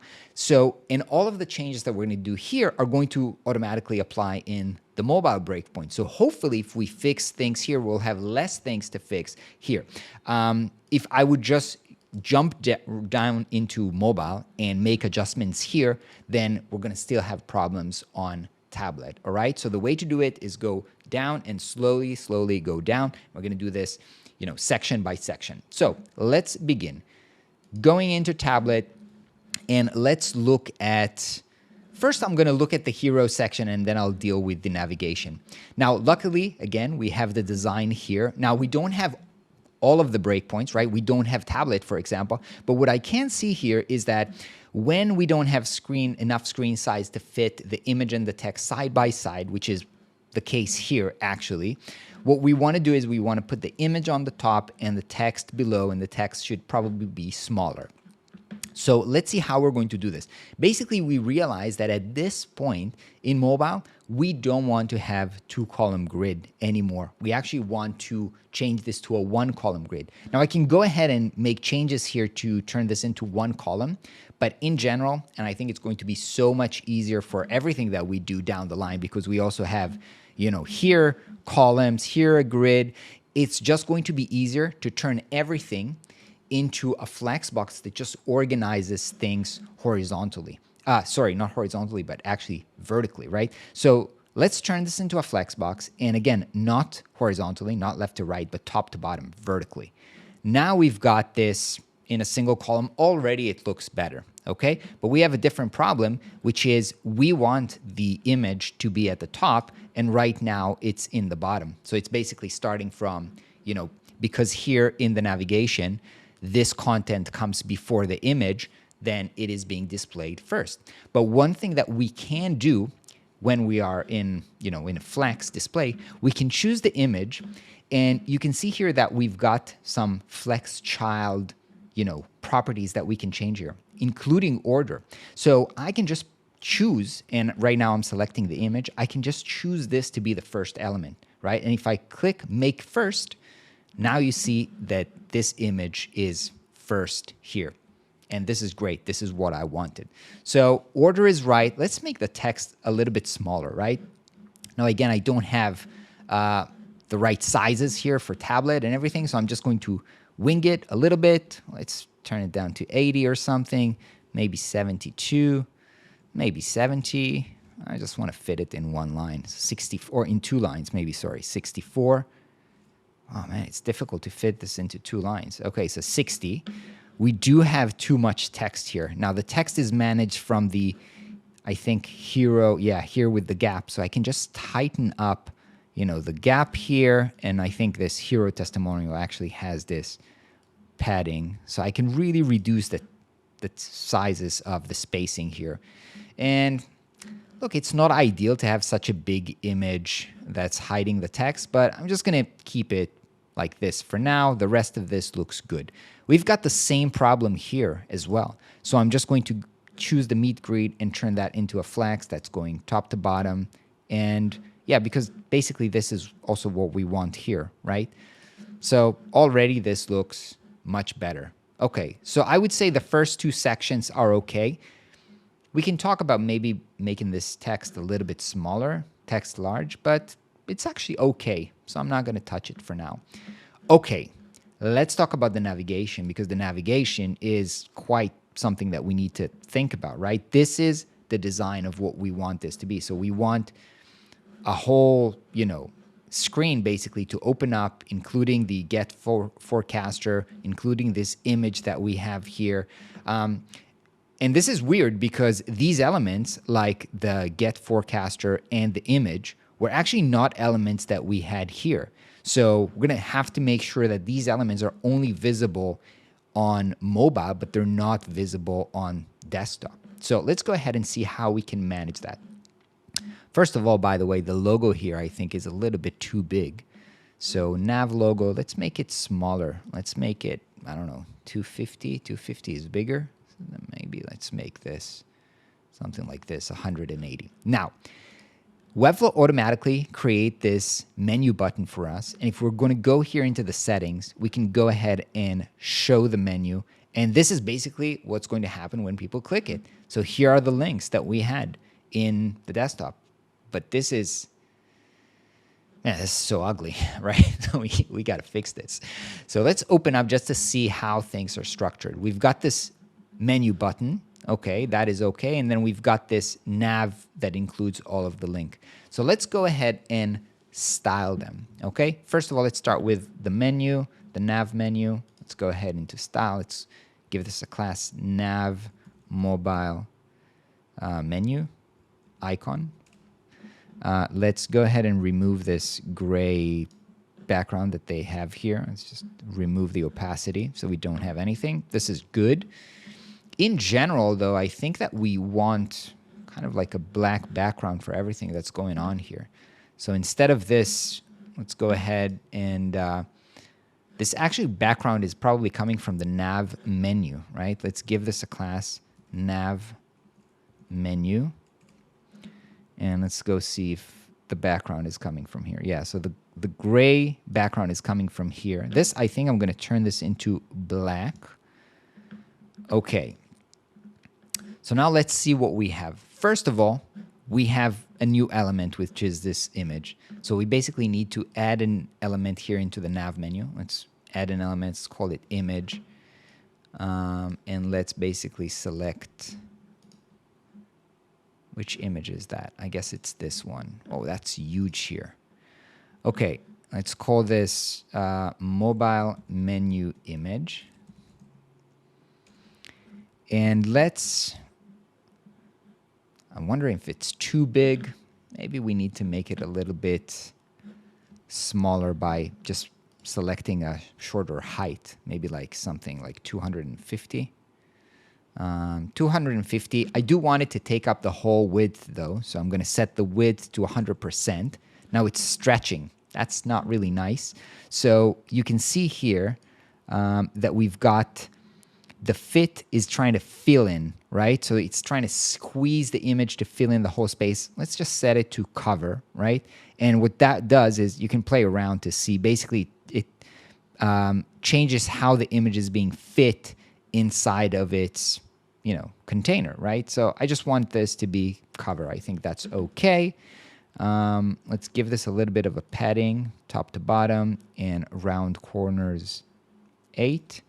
So this is okay, but here's the weird thing. What's going to happen on desktop right now, because we've added this element here. This element is not going away. If I'm coming back here into the desktop, you can see it's now part of my menu, and that's really not what we want, right? So I'm coming back into the desktop and selecting this mobile menu image, and under the display, I'm just going to change it to none, which is basically means hide it, okay? So I'm going to click it, hide, and if I go back now to the tablet menu and open up the menu, I'm not seeing it. And you remember why? I just basically explained it a few minutes ago that the decision that we made on desktop, they cascade down to tablet. So if we decided on desktop that this image is invisible, it's also going to be invisible on desktop. So we basically need to override this decision on desktop, on mobile, sorry, on tablet. We're right now on tablet. And if I'm opening this up, you can actually see that we have this element is hidden, right? So now I'm going to select it, and I'm going back into, I guess, inline block is what we originally had here. So now we have set this to be visible on tablet, but hidden on desktop. And this is basically what we wanted, right? So visible on tablet and below, I should say, right? Because things cascade down. So if we go back, if we now start going down into mobile, you can see it's still visible, but it's not going to be visible on desktop. Okay, so we've got this image. That's okay. We also want these, I guess, underlines with this gray lines. So this is something that we're just going to add to nav link. Let's go into their style. Let's go down here. And again, I'm making changes to the style on tablet, so it's not going to add line on desktop, but it will add them as we're going down. Select the bottom border, 1 pixel, white, but like with really light opacity. I'm just winging it right now. I'm happy with whatever, 30. Okay. Actually, there's too much space here because I gave the mobile menu padding from, from below, and maybe we need to, turn this into 0. Now there's like equal spacing here. Okay, so this is okay. We also want to bring in the button, I guess, right? So it's going to be the same story, right? I'm going to copy this. Let's look for the button, and I can see it here. So copy the button, paste it in the nav menu, and make sure that on desktop, this button, let's give this a combo class. Let's call this nav menu button. We want to make sure that this is hidden on desktop, so display none. And then going back into this tablet, open this up, open the menu, make it visible, and then selecting the button and making sure that it's visible here. Not block, sorry. This is flex to maintain everything that we've had here. And am I happy with this? I'm not sure that I'm happy with this. Basically, it does take up the whole space, and there's a little bit more space here between this and that. Okay. Okay, so I'm quite happy with how the mobile menu is looking for now. I'm just going to hide it, and let's continue. Let's continue down. This is great. Now we've got this bento box, which, as you can see, because it's not fitting in, it's creating this horizontal scroll, which is horrible. This is really the sign of not a great web designer if you have this horizontal scroll. So you definitely know that there's something you need to fix. And it's quite easy, right? We're going to choose the features grid. We're going to turn that into a flex box that is vertical. And now they are organized one on top of the other. But remember that, on desktop, this first column actually got its height from the other 2 columns. So we got to fix this. We probably want to make sure that, we give this at least some space, right? In here, you can see that, let's see how big this card is, right? It's 720 pixels height. So let's go ahead and select the features card and going to give this a height. I'm going to go with 700 and see what happens. Okay, so now I forced this to be higher, and it actually looks pretty good. This one, the other ones should have this pretty much the same height, right? So let's go ahead here and force this to be 700 as well. But one more thing that's changing here is that we want to change the text to be at the top rather than on the bottom, right? If it was aligned on desktop on the bottom, let's bring this up to the top. And also this background image here, we want it to be, I guess, a little bit more centered. So we can play around with this. So let's go into the background, and let's actually bring this to 50 and bring this here. So this looks pretty good. I'm quite happy with how this looks. Okay, what do we have here? Pretty much the same, right? I'm going to change this to 700. I'm going to make sure that the text is aligned to the top corner. And I can go ahead and center this mobile image here. Actually, I can just click on the center. I can just make it a tiny bit bigger here. And you know what? I'm wondering if I want to make this card smaller, but no, I actually think I'm actually happy with how this looks. So we good. Membership. These cards do not fit in 3 columns, so we're going to do the same thing, but the rest of it looks good, like text sizes, things look good. So 3-column grid, super simple, turn that into a flex, make it vertical. That being said, now I think that they are quite a little bit too wide. It doesn't look really great. So what I'm going to do is I'm just going to add to the grid a little bit of padding from left and right just to tighten the cards up. So you see what I'm doing? I'm basically pushing in from the sides because I think the cards look better this way. At least on tablet, where the tablet is wider, I think the cards look better this way than cards going all the way. So I'm happy with this. Frequently asked questions. This just looks great. This already looks great. Why? Because this is a 2-column grid and it's the same class. So it knows we've already made the change to turn this into a flex box. So already, this is really where you start seeing that reusing classes make things so simple because the decision has already been applied. So great. Going down here, this actually looks fantastic. I don't need to change anything. Okay, so I'm happy with how tablet looks. I'm going to scroll back up to the top, and then I'm going to go into mobile landscape and revisit. Now, one thing I notice straight when I'm moving into mobile is that the margins that we have here on the left and right, they're actually quite big. And when you're getting down into mobile and you don't have a lot of like real estate, you want to be more careful with how much spacing you're giving for the padding. Now, these are being affected from the section, right? Remember, just like the normal section here, we've got the spacing here, right? On left and right. So I'm just going to bring them down, right? Bring them down. And note that I'm making the change on section. And the reason I selected it here is because if I would make the section here, I would actually only change this for hero section and not for the section class. I can also, by the way, change that by selecting section here. But just to make things simple, I'm selecting the section class from the second section, and I want to reduce, I feel like 30 should be okay here. I also feel like we can make this a tiny bit smaller now to fit in 2 lines. So let's bring this to maybe 45. This looks good. Now we can turn this text smaller as well. So maybe 24 or maybe 26. I don't know. Yeah, feels good. Features, maybe we can turn features into maybe 54 or something like this. This still feels good. Now, note, what we're looking at right now is actually a little bit confusing because look at the icon. Look at the icon here.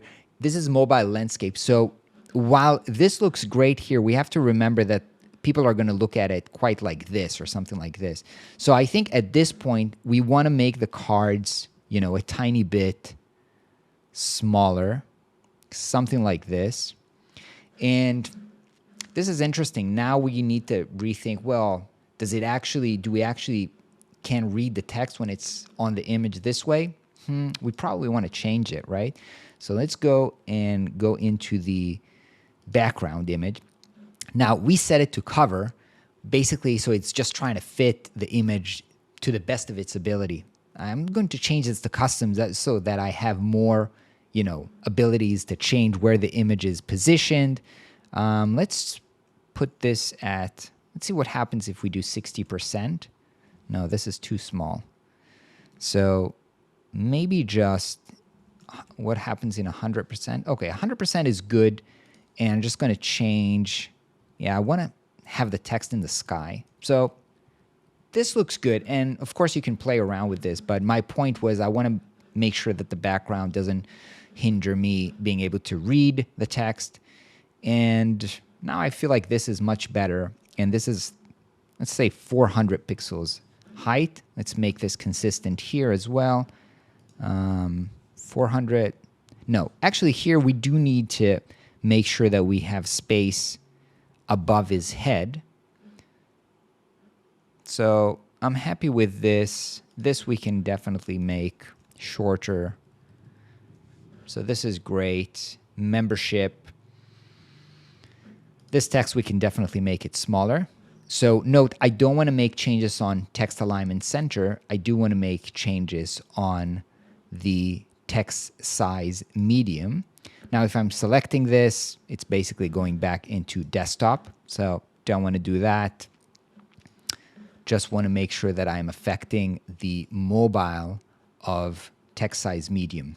So what I'm going to do is I'm just going to remove this text alignment for a second, change the text size to 18 here, and then reapply the text alignment center just so that I affect the text size medium on the mobile device. Oh, this is what I wanted. I actually wanted to apply it here. Never mind. Okay. Now, honestly, I feel like the padding that I gave makes the card a little bit too tiny. So I think at this point we can probably keep it this way. Okay, cards look okay. I'm pretty sure this had text align center. No, text align. Where is center? Center, text, center. We didn't have text align center here. Text align center. Pretty sure we did that. Okay. I feel like this can be smaller at this point, so I'm just going to change FAQ item wrapper. Let's do 21, maybe even 18. Okay, feels like this is good. This is good. Okay. Fantastic. Let's go to mobile. One thing that I can see on mobile as well is that we have too much space here at the top of the hero section. We already don't need that much space, so we can reduce this here. We can even make the section padding even smaller here. Now we definitely need to start making these things smaller, right? So maybe 38. The buttons here, definitely the buttons, I think, need to be one on top of the other. Yeah, that's exactly what he does here. So let's change we have here flex H, but on mobile, we're going to change this to actually vertical. So this looks good. We've reused the same classes for the buttons and this, which is not necessarily what we want, okay? So now although I've just mentioned that reusing classes make things efficient, but sometimes we want things to not actually be the same, right? So what I'm going to do is I'm going to change this flex H. Let's actually duplicate this class so we can change it, and let's just call it profile wrapper. So now they are different classes at this point. I just duplicated it and gave it a different name. So if I'm making changes to this element, it's not going to affect these buttons. And let's bring that back here into horizontal. Okay, so now this looks great. This can also be decreased a tiny bit. So let's make it, whatever, 22. This can also be smaller, 36. This definitely needs to be smaller, 28. And this needs more space now. Needs to be higher, or actually, what we need is to move the image down. You can see now that the image is actually not fitting. It's not big enough. So it's tiling, and that's not what I want. So let's go back to cover.